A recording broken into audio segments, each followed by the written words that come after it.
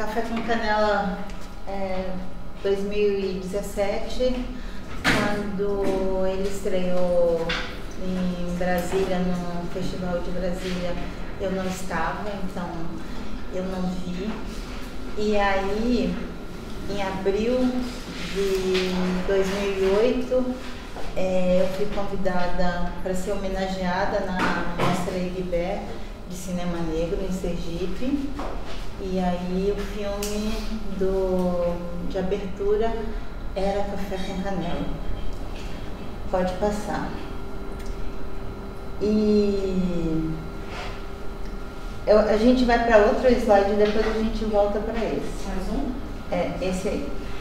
E aí, quando eu vi o filme, eu queria ajuda para alguém ler em voz alta, uma voz bem sensual, para ler esse poema do Eduardo Galeano, porque foi essa a minha sensação quando eu vi o filme. Então, por favor, uma voz sensual aí. Alguém se ler? Eu posso fazer, mas sem a voz sensual. Esse eu posso já foi bem sensual. Diego não conhecia o mar. O pai, Santiago Kovadlov, levou-o para que descobrisse o mar. Viajaram para o sul. Ele, o mar, estava do outro lado das dunas altas, esperando. Quando o menino e o pai enfim alcançaram aquelas alturas de areia, depois de muito caminhar, o mar estava na frente de seus olhos. E foi tanta a imensidão do mar e tanto seu fulgor que o menino ficou mudo de beleza.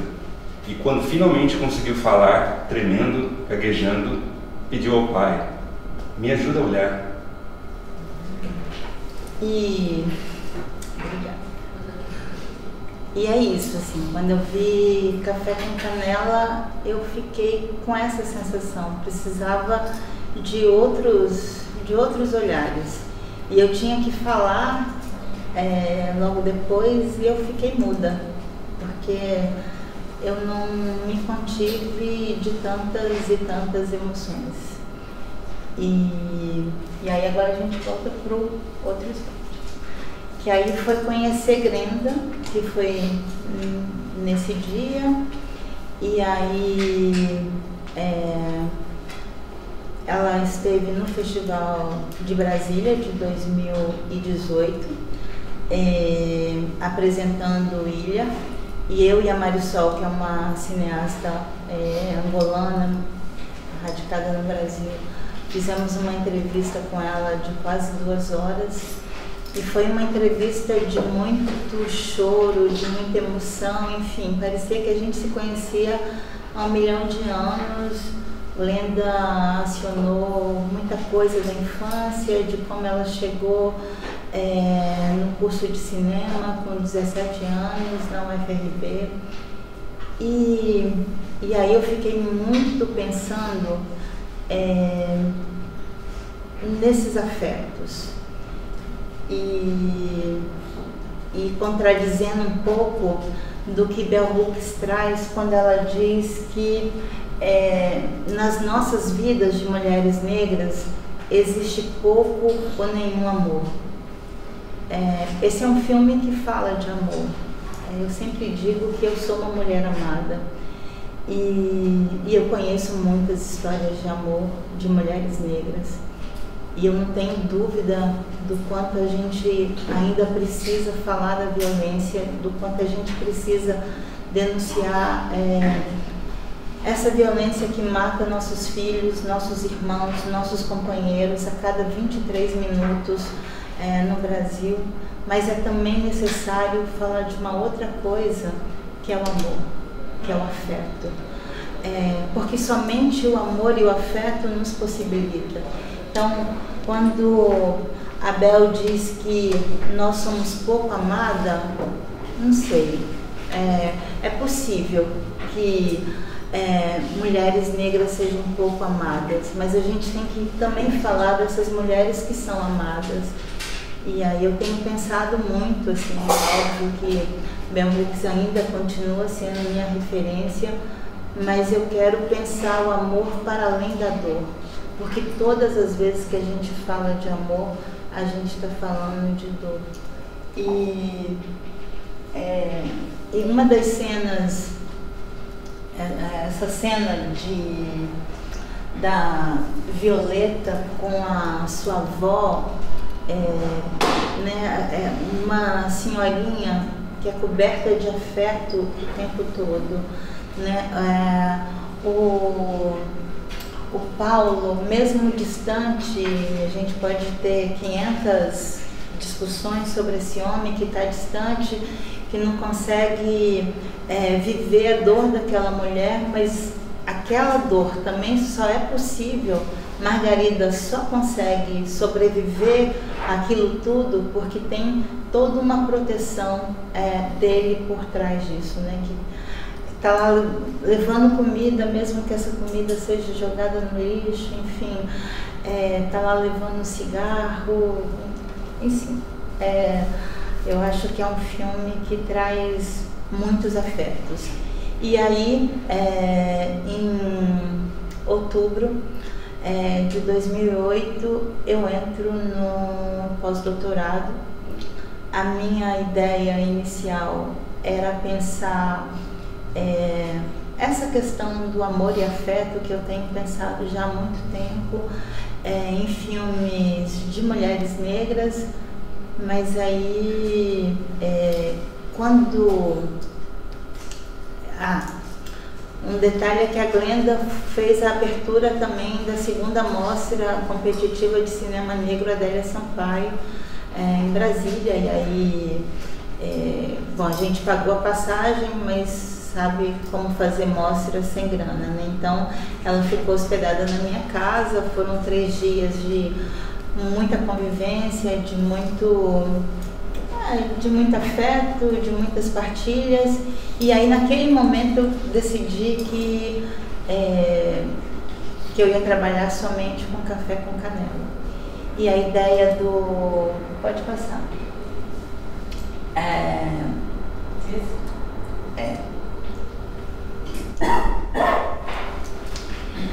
Bom, e aí há muito eu venho trabalhando com uma perspectiva metodológica que é a do vivido concebido, que é uma metodologia que inicia no Brasil no final dos anos 60, por figuras como Marco Aurélio Luz, Muniz Sodré, Nascimara Luz, Mestre Didi e outros. Mas é nesse momento também que eu começo a pensar na pesquisa de recepção. E a ideia então era montar alguns grupos, inicialmente eram grupos de mulheres negras, e nós teríamos um grupo também de cineastas negras, e a coisa ia caminhando lentamente e muito bem. Em janeiro, na verdade no final de dezembro, a minha orientadora me comunica que estava saindo do programa e eu tinha até março para, se quisesse defender o pós-doc com ela, poderia fazer com outra pessoa, porque eu estaria terminando agora, mas aí a FAC também tomou um rumo muito esquisito, né, com essa coisa de eleição e os bolsominions e tudo mais. E aí eu falei, não, eu vou terminar com você. Entrei em pânico em janeiro, e aí então não sabia como ia fazer bem isso, porque eu tinha até o dia 22 de março para estar com tudo pronto, revisado, que era a data limite da saída dela. E era janeiro, eu acho que era 18 de janeiro, alguma coisa assim. E o meu companheiro me avisou que era aniversário da Lena. Lena é uma amiga nossa, evangélica, de esquerda, que tem um cinema em casa, uma sala de cinema com ela, é professora de sociologia. E quando ela construiu a casa, ela queria uma sala de cinema e ela tem uma sala maravilhosa. De causar inveja. E aí o Carlos disse, é aniversário da Lena. E eu falei, então vamos visitá-la. Ele, como visitar assim? Ela nem chamou, não. Eu vou fazer uma coisa e a gente vai, nem que seja dar um beijo. Ele falou, mas chega lá, tá todo mundo, não interessa. A gente chega, dá um beijo e vai embora. E aí eu fiz um cheesecake de damasco, que eu estava experimentando umas receitas.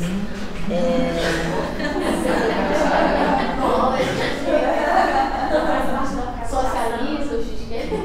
Sim, claro. Não trouxe hoje porque, né? Não dá. Em Brasília, prometo. E aí eu cheguei lá, não era aniversário dela. Ela tinha posto no Face, porque como ela rompeu com a igreja, e aí as irmãs ficam mandando mensagem só no aniversário, porque ela é uma pessoa mal vista dentro da igreja, aí ela inventou uma data e ela esqueceu de tirar essa data. Então não tinha ninguém na casa dela, e aí ela adorou o cheesecake. E eu falei da minha angústia, ela falou, não sei que dia da semana isso era, mas estava próximo. Porque ela falou, terça-feira, os irmãos de esquerda virão aqui para casa. Você não quer passar o filme? E aí foi isso. Então, pode passar.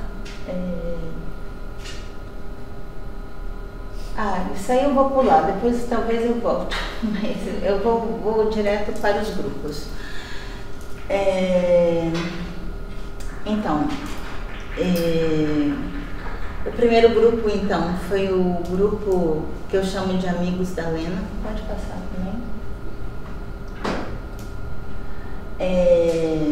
E quando eles viram o filme, a coisa que mais o grupo...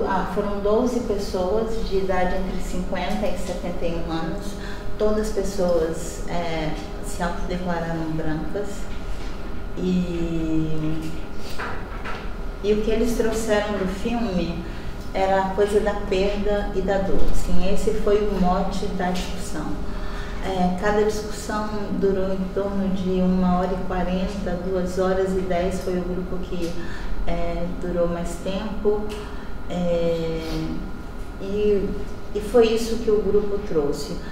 Eu até ia botar umas falas e tal, mas enfim, a ideia também era trazer poucos slides, mas algo que chamou muita atenção nesse grupo, eu não tinha me dado conta que era um grupo todo de pessoas evangélicas, né? E aí essa questão da religião acabou entrando já no segundo, a partir do segundo grupo eu botei lá naquela autorização, já tinha então a questão se pertencia a alguma religião, enfim.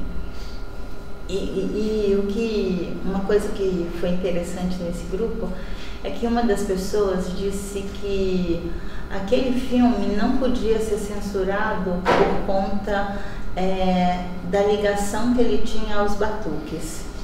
A expressão batuque foi uma expressão dele. Ele falou, esse filme traz muita coisa e de nenhuma forma ele pode ser censurado porque ele traz essa coisa da religião, dos batuques.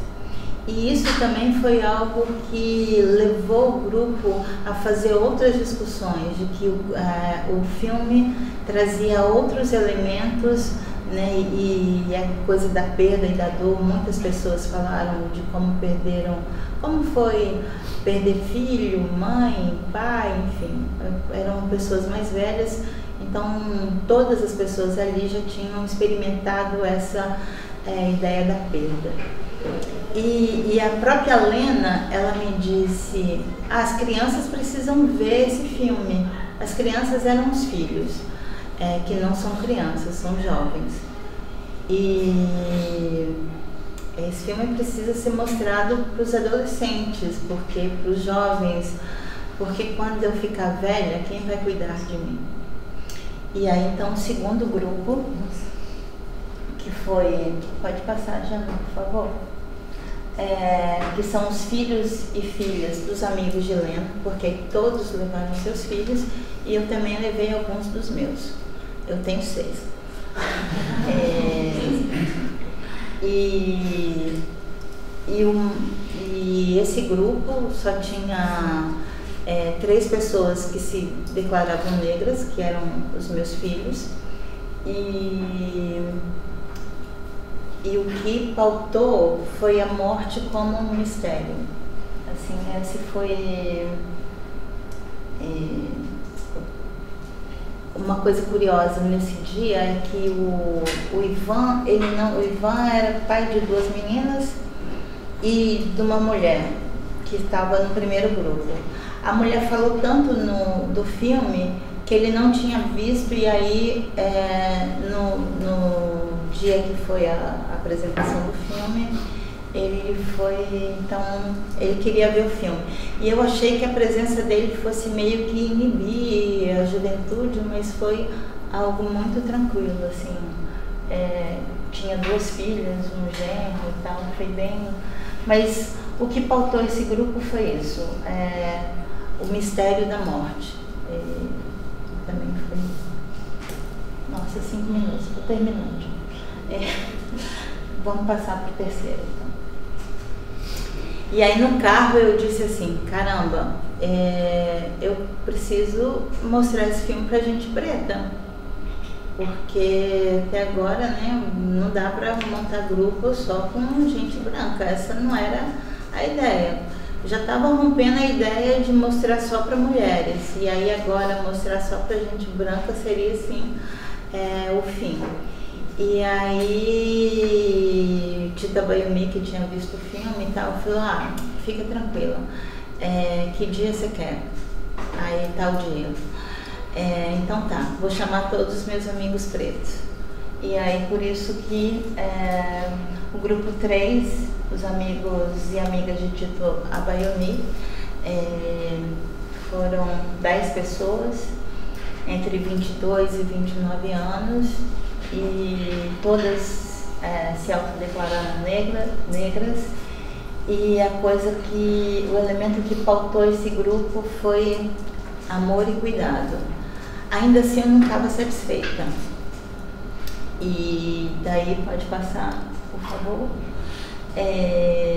Ele fez uma chamada, estava de férias, né?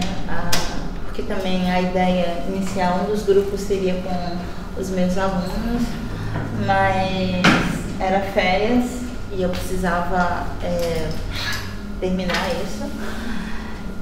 E aí ele fez uma chamada no Twitter que teve um alcance de mais de 70 mil pessoas, foi partilhado 1.592 vezes, curtido 910 vezes.